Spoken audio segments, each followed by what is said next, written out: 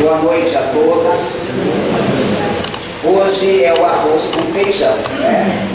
Muitas vezes nós temos capilar, muitas vezes nós temos oradores brilhantes que nos trazem uma fala serena, embasada profundamente no Evangelho.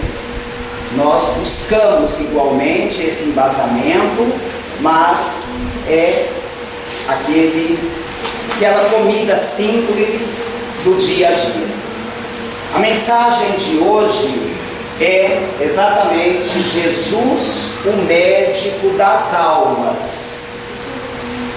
Há 2000 anos, quando ele esteve entre nós, quando encarnou-se, quando veio à terra para nos trazer a mensagem de esperança, para nos ensinar o amor incondicional, Jesus realizou inúmeras curas. Porém, o trabalho do Mestre não é apenas o de curar corpos. A tarefa maior do Mestre Jesus é a cura da alma. Nós somos ainda seres orgulhosos, egoístas, vaidosos, ainda trazemos em nosso âmago todas essas raízes, todas essas ervas daninhas que nos corrompem, que nos fazem sofrer. Nós ainda sentimos muita raiva, nós ainda guardamos mágoas, ressentimentos, nós ainda nos revoltamos, não aceitamos os desígnios de Deus e, diante dessa realidade íntima, que é condição evolutiva de todos nós, ou seja, nós ainda nos encontramos nesse patamar, ainda faltam muitos recursos para chegarmos à condição de seres angelicais, espíritos perfeitos. Estamos todos destinados a essa perfeição, sem exceção.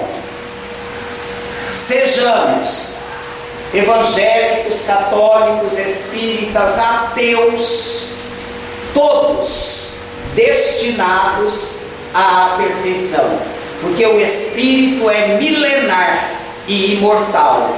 Nós já tivemos inúmeras, centenas e milhares de reencarnações. Trazemos em nós uma quantidade imensa de personalidades. Estão arquivadas em nosso inconsciente. Não nos lembramos, mas somos movidos ainda por essas matrizes de vidas anteriores. Cada reencarnação não é o ponto zero.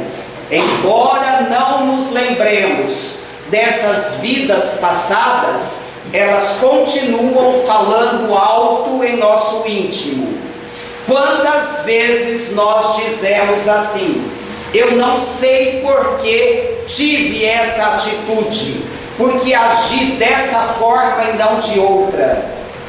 Na verdade, nós trazemos ainda em nós o bem e o mal.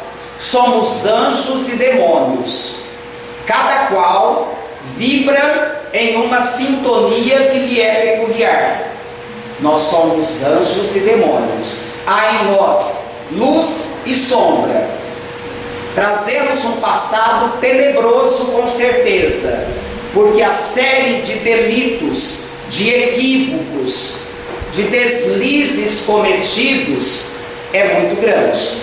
É uma série imensa, acertos e muitos erros, mas espíritos destinados à perfeição.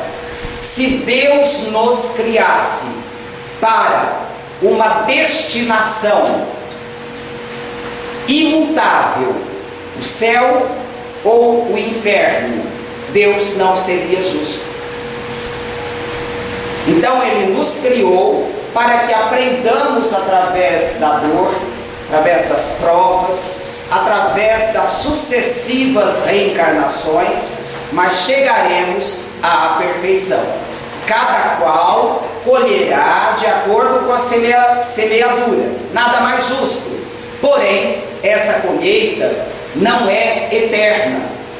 Se o ser humano, uma vez deixando o corpo físico, estivesse condenado a um sofrimento eterno, Deus não seria justo.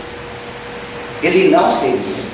Vamos pensar, já fizemos essa análise inúmeras vezes.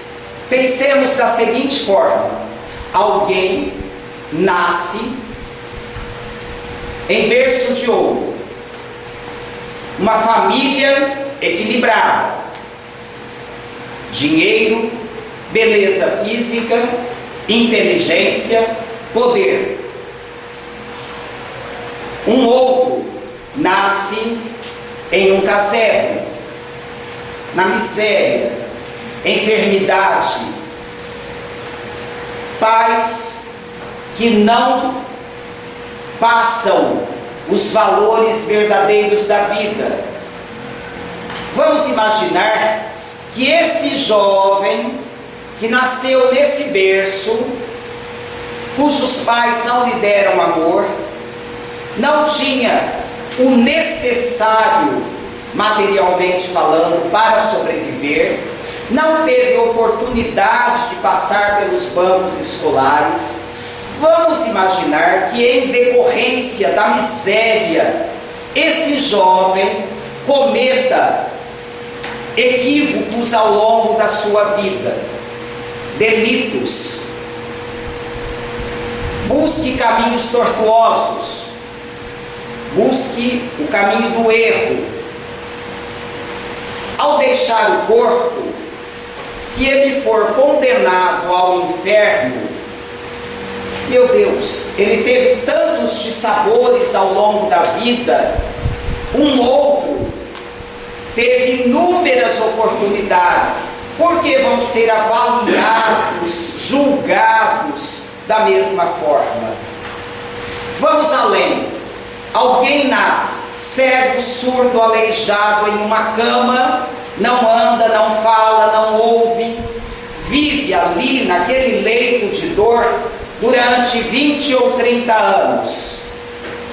Ele vai para o céu ou para o inferno, segundo essa concepção religiosa.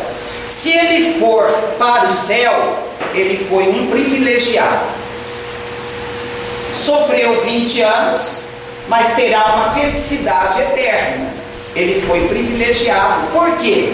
Porque ele não teve recursos, meios, poder de decisão para cometer erros. Então ele vai para o céu. Deus o privilegiou. O outro, que tinha braços, pernas perfeitos, possibilidade de falar, ouvir, cometeu erros, vai para o inferno. Deus teve muito mais compaixão do primeiro, que nasceu em uma cama, viveu sempre ali naquele leito de dor. Deus foi misericordioso para com o primeiro e não para com o segundo. Mas como Deus age então? Existe a lei de causa e efeito. Nós colheremos de acordo com a semeadura. Porém, essa colheita será sempre proporcional aos nossos erros. Uma vez aprendida a lição, seja através do amor ou da dor, nós voltamos para o caminho certo e Deus nos dá a oportunidade de sermos felizes. Todos estão destinados à felicidade. Maior criminoso, ele vai colher pelos erros que cometeu, ele vai sofrer em razão disso? Vai. Porém, sofrimento temporário e não eterno. No eterno seria injustiça divina. Então não vamos pensar que a doutrina nos dá uma diretriz em que a gente possa agir segundo as nossas vontades, tomando caminhos tortuosos. Não é isso. Colheremos sim, porém proporcional ao mal que fizermos.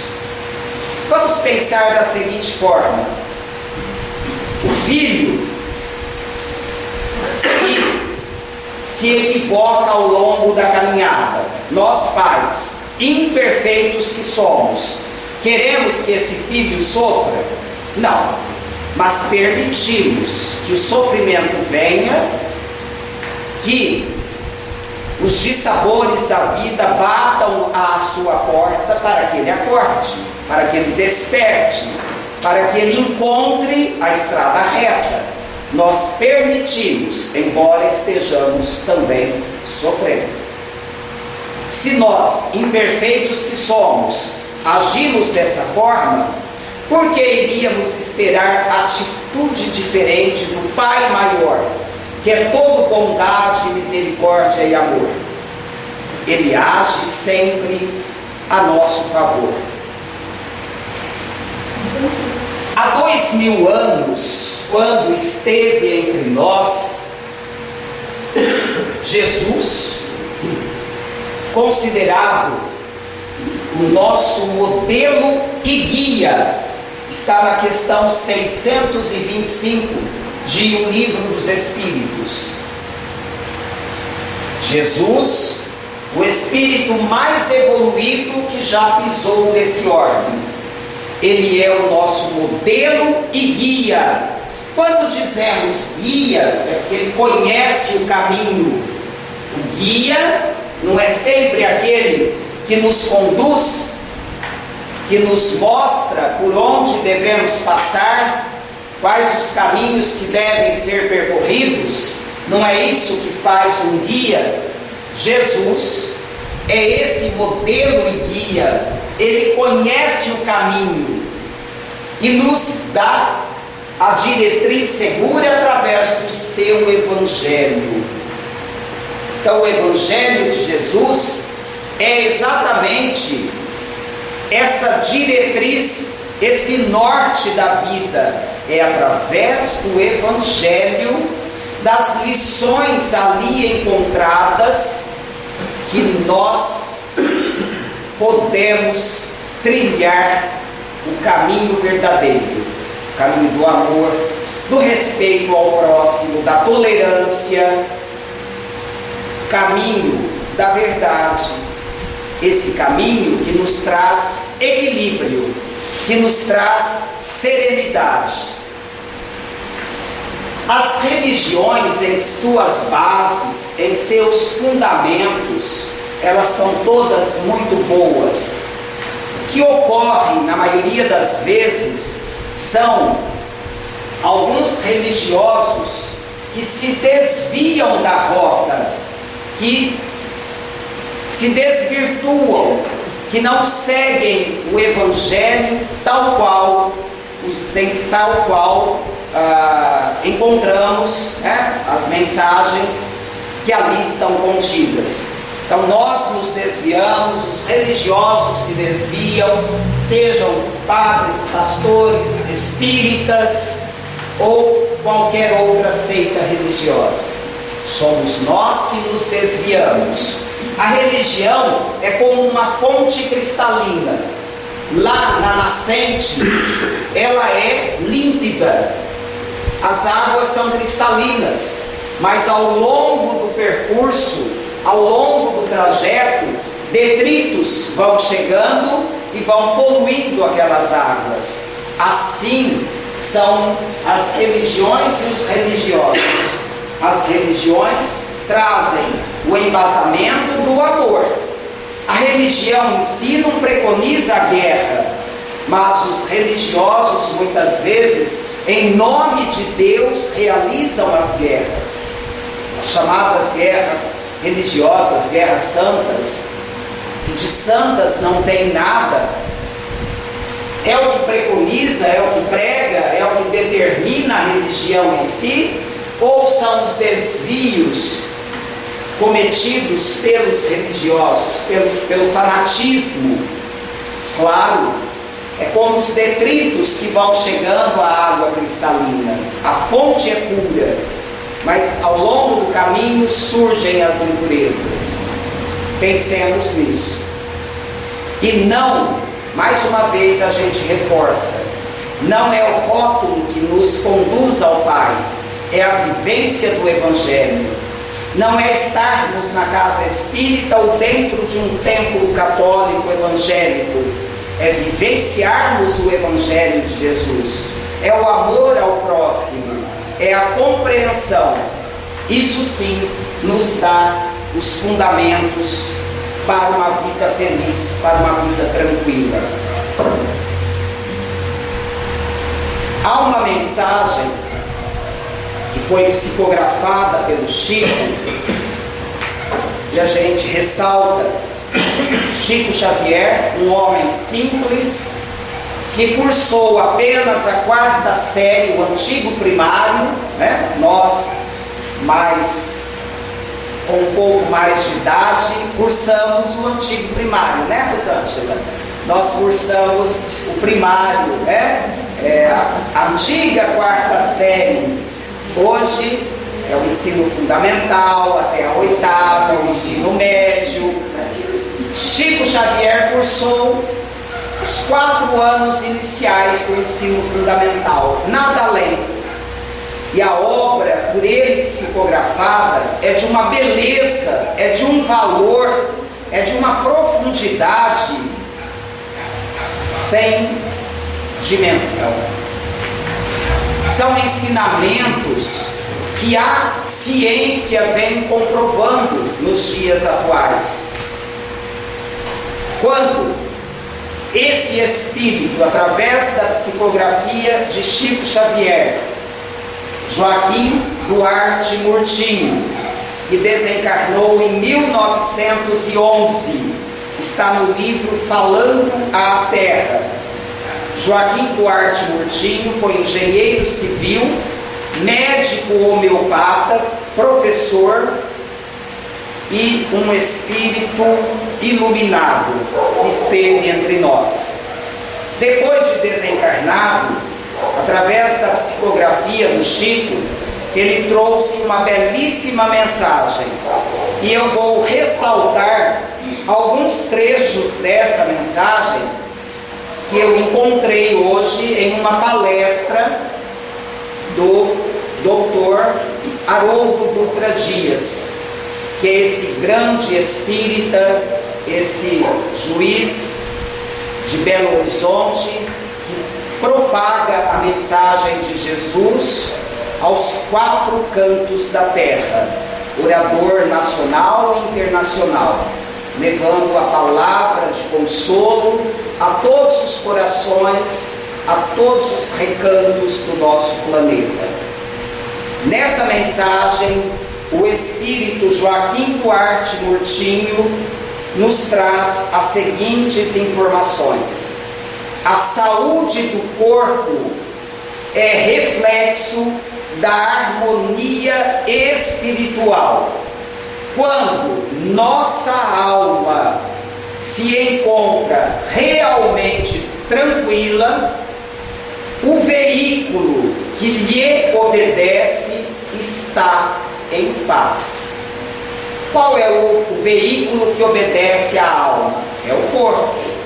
O corpo é apenas um instrumento de manifestação do espírito. O ser pensante, o ser que vibra, que pensa, que ama, que sofre, é o espírito. Um corpo destituído de vida nada sente. Ele pode ser dissecado, ele pode ser esquartejado, ele pode ser cremado, ele nada sente. Por quê?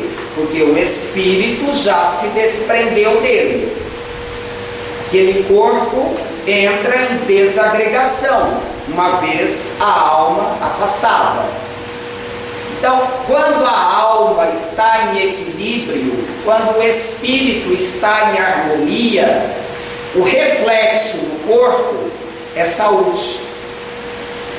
Nós todos somos enfermos do corpo e da alma. A enfermidade do corpo é reflexo de tudo que nós já vivenciamos, do nosso estresse, das nossas desarmonias, da raiva, da mágoa, enfim, de tudo aquilo que nós vamos acumulando como detritos ao longo da caminhada. Isso vai se refletindo no veículo. Quando a alma está em equilíbrio, em harmonia, o veículo está em paz. Como todos nós somos doentes da alma, ora nós apresentamos uma enfermidade, ora nós apresentamos outra, somos todos iguais. Somos ainda espíritos imperfeitos.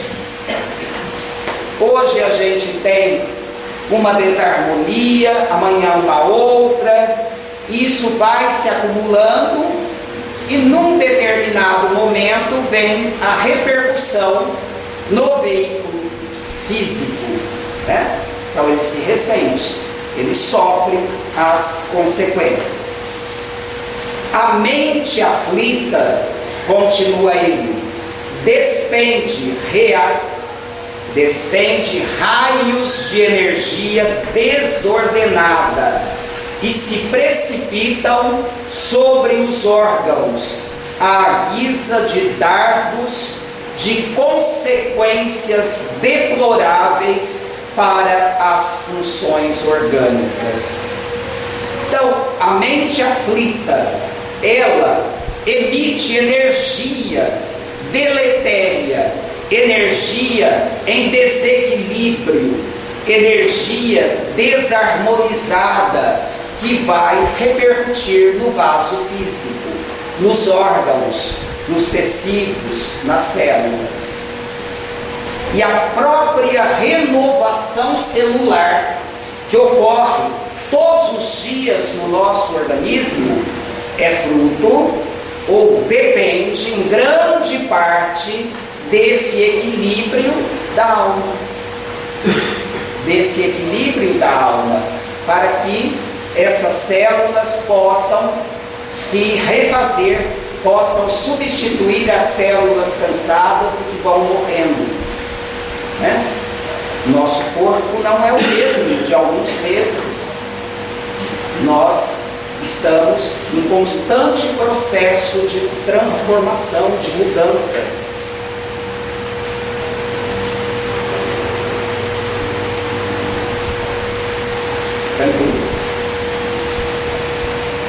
Todos os sentimentos que nos coloquem em desarmonia com o ambiente em que fomos chamados a viver geram emoções que desorganizam não só as colônias celulares do corpo físico, mas também ao tecido sutil da alma, agravando a anarquia do psiquismo. Então, todos os nossos sentimentos que nos coloquem em desarmonia com o ambiente em que fomos chamados a viver, seja no lar, seja no trabalho, na casa espírita, todos aqueles sentimentos contrários ao bem. Eu não estou na família que eu gostaria, eu não tenho os filhos que eu queria ter, ou a esposa ou o esposo, o meu chefe é o mais chato do mundo. Nós estamos, portanto, em desarmonia com o ambiente onde fomos chamados a viver. Isso vai ter repercussão em nosso, primeiramente no psiquismo, na nossa mente, né? O espírito ele vai se desequilibrar, ao desequilíbrio mental e, consequentemente, orgânico, ao reflexo no corpo físico. Então, as nossas doenças são geradas por nós mesmos. Todas as nossas doenças são geradas por nós mesmos. E hoje nós sabemos que a ciência já está afirmando isso. A ciência já está comprovando isso. Já existem estudos, pesquisas, demonstrando o que Jesus, há 2000 anos, já nos falava. Então o Evangelho não é apenas um código religioso. O Evangelho é uma mensagem, é uma receita de vida, é uma diretriz segura para que tenhamos harmonia, para que possamos viver em paz, para que possamos encontrar ao longo da caminhada os melhores recursos para uma vida feliz. Felicidade tal qual a possível na Terra, né? Não teremos a felicidade completa aqui, mas um dia conquistaremos essa felicidade plena. Quando? Quando estivermos em harmonia com nós mesmos, com o próximo, com a vida, com a natureza, com o mundo. Quando houver essa harmonia, quando nada nos desequilibrar, quando nós pudermos compreender a atitude do outro, quando eu puder olhar o outro como um irmão de caminhada que se encontra em um determinado estágio de evolução e não me desequilibrar, eu vou estar promovendo saúde. Então, todos nós ainda nos ressentimos das nossas desarmonias, as dores de cabeça, as alergias. Olha o que diz numa próxima passagem esse espírito: as alergias são fruto da inadaptação do ambiente reencarnatório em que ele foi inserido. Quando nós não nos encontramos no ambiente reencarnatório em que nos situamos, nós criamos as alergias, as reações alérgicas. E eu já ouvi uma alergista, uma médica, fazendo o comentário de que as inúmeras alergias que surgem são consequências das nossas desarmonias. Então, o Evangelho de Jesus, mais uma vez, não é apenas um roteiro religioso. Ele tem embasamento filosófico e científico. É uma diretriz segura para a nossa vida. É a receita médica do maior médico que já esteve entre nós. Jesus não veio para curar apenas corpos. Jesus veio para nos mostrar o caminho que nos conduz à cura da alma. Como vencer o orgulho, o egoísmo, a vaidade, como termos domínio sobre os nossos sentimentos, emoções, como encontrarmos esse ponto de equilíbrio para as nossas vidas. Isso é o Evangelho.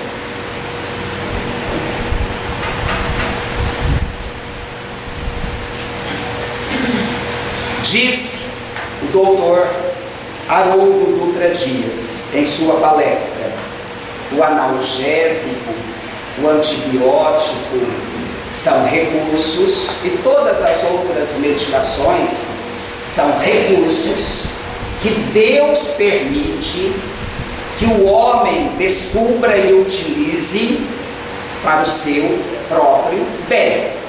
Porém, ressalta ele em sua palestra, essas medicações não agem na causa, elas agem no efeito.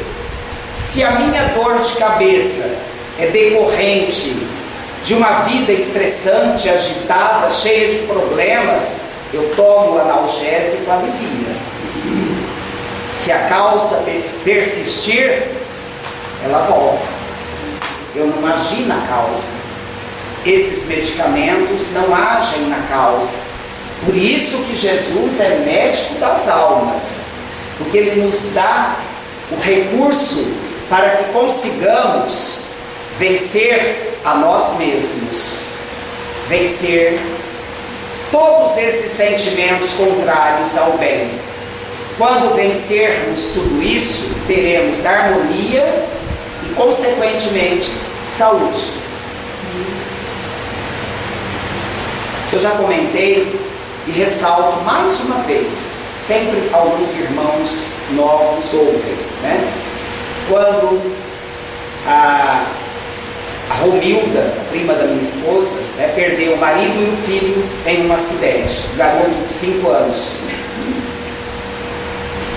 Uma gravidez pela qual ela muito lutou, tratamento, já com mais de 40 anos de idade, teve aquele filhinho, e quando o garoto tinha 5 anos, o acidente, e na BR-153, ali próximo de São José do Rio Preto, e os dois desencarnaram. Ela estava em São Paulo, dando um curso, psicóloga, não teve estrutura, diz ela mesma nos disse, não teve a estrutura necessária para suportar, para trabalhar, para vencer essa dor, e depois de algum tempo, um câncer de mama. E ela nos disse, consequência dessa grande dor, consequência da perda. Olha, embasamento da própria ciência. Ela é uma profissional na área, que trabalha com os sentimentos e emoções das pessoas. Mas cada ser humano é um mundo em si mesmo. Cada um de nós é um mundo. E esse mundo, só nós mesmos para agirmos sobre ele. Só eu posso agir sobre o meu mundo, só a Beth pode agir sobre o seu mundo, e assim todos nós. Claro, nós vamos ter as influências de encarnados e desencarnados, porém com os quais nos afinizarmos. Então, só eu posso agir no meu mundo, só eu posso trabalhar aquele sentimento contrário ao bem, só eu posso trabalhar a minha raiva, a minha mágoa, a não aceitação da vontade de Deus. Só eu posso agir nesse mundo para me tornar melhor.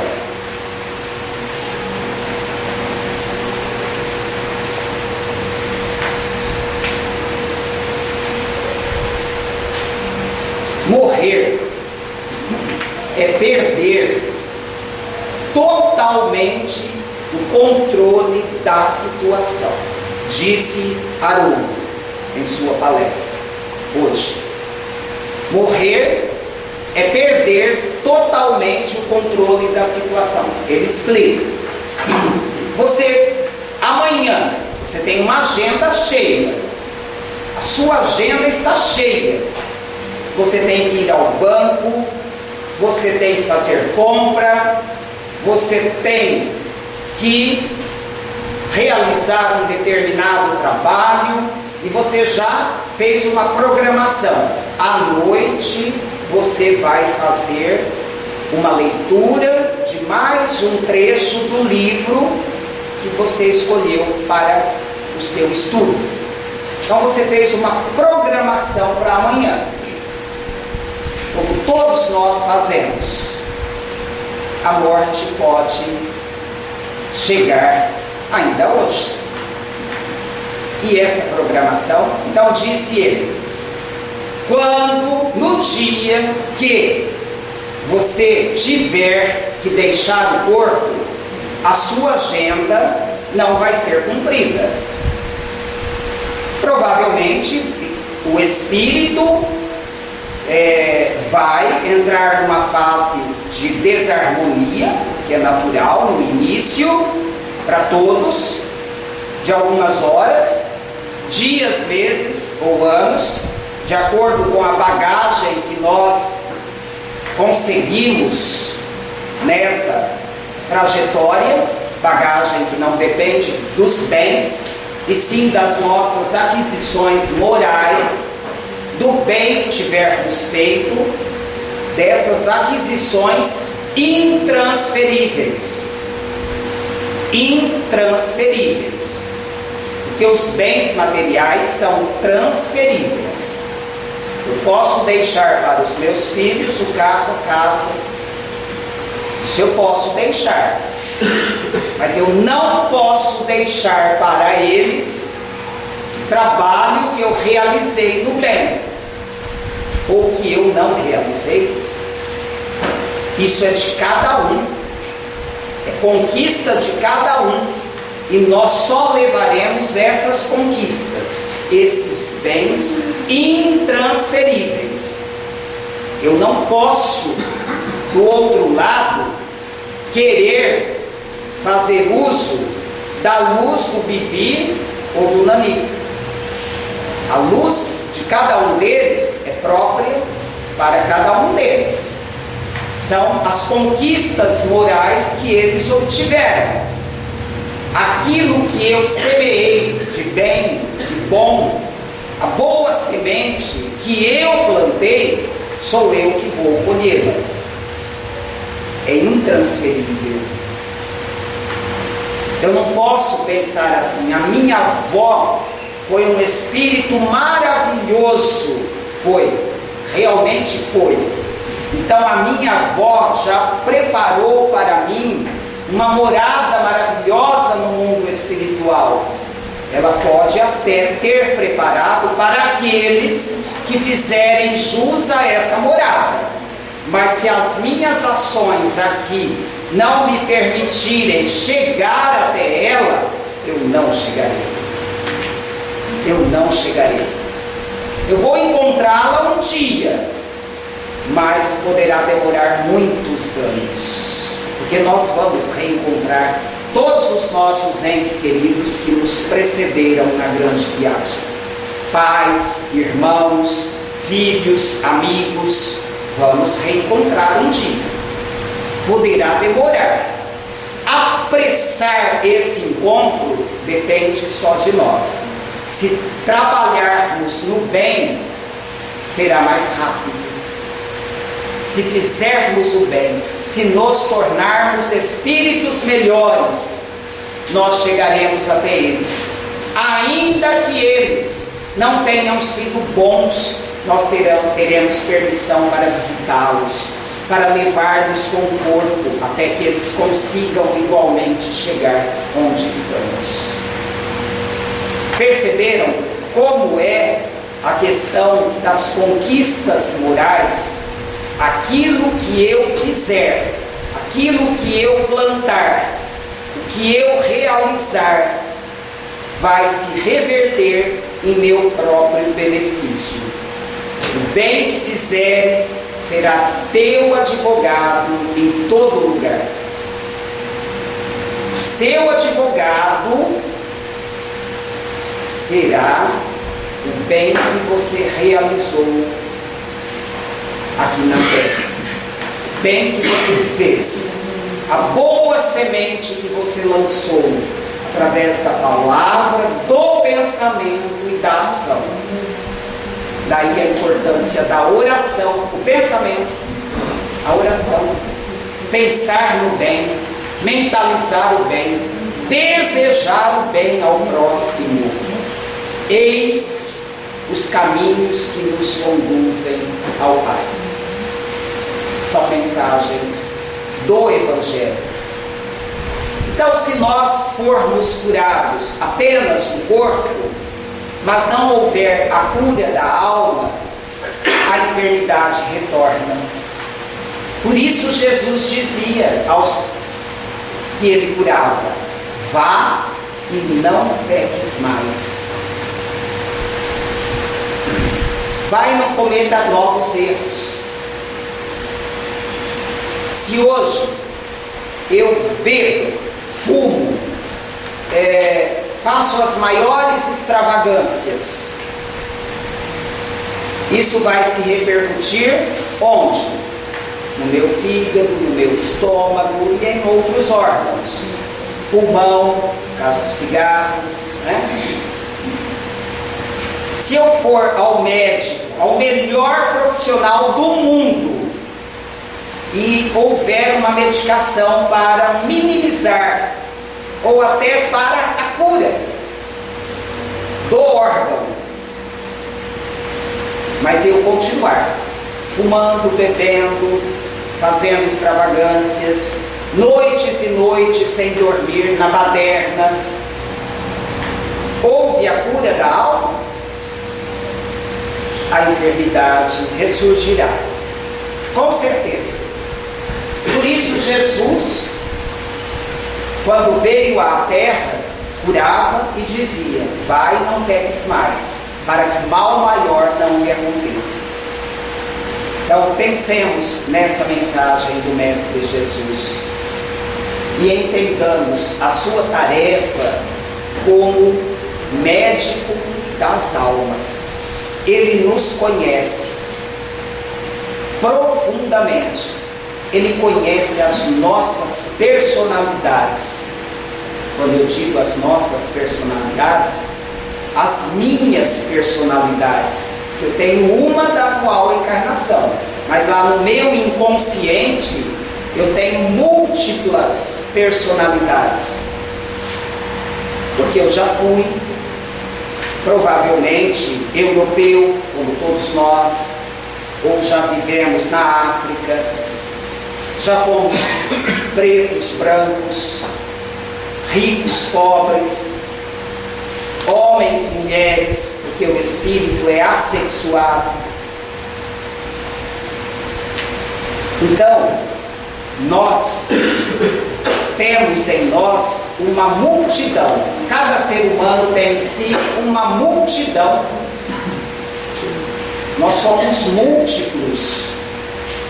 Por isso não nos conhecemos. Lá no oráculo de Delfos, na Grécia, tem lá uma frase: conhece-te a ti mesmo. Porém há uma outra: nada em excesso. Esse nada em excesso não é apenas no sentido material. Não é só o alimento, a bebida, mas o pensamento, a emoção, o sentimento. Nada em excesso. Equilíbrio, moderação, discernimento. Nem muito trabalho, nem ociosidade. Não adianta trabalhar 15, 16 horas por dia. Isso é excesso. Não adianta dormir também 16 horas por dia e não fazer nada. É excesso. Nem ociosidade, nem muito trabalho. Limite, equilíbrio. nem muita comida, nem pouca, o necessário para viver. Equilíbrio, pensamento em harmonia, amor. Isso já na antiguidade. Conhece-te a ti mesmo. Sócrates dizia, muito antes de Cristo, nós não nos conhecemos. Não sabemos verdadeiramente quem somos. Por isso, nos surpreendemos com muitas atitudes que cometemos. Ah, não era eu. Era você sim. Era você. Quando agiu daquela forma. Pode ter sido influenciado, porque atraiu pelo pensamento que é negativo. Mas você atraiu porque você pensa da mesma forma. Se não pensarmos negativamente, não atrairemos o mal. Muita paz, que Jesus nos fortaleça e abençoe nessa trajetória.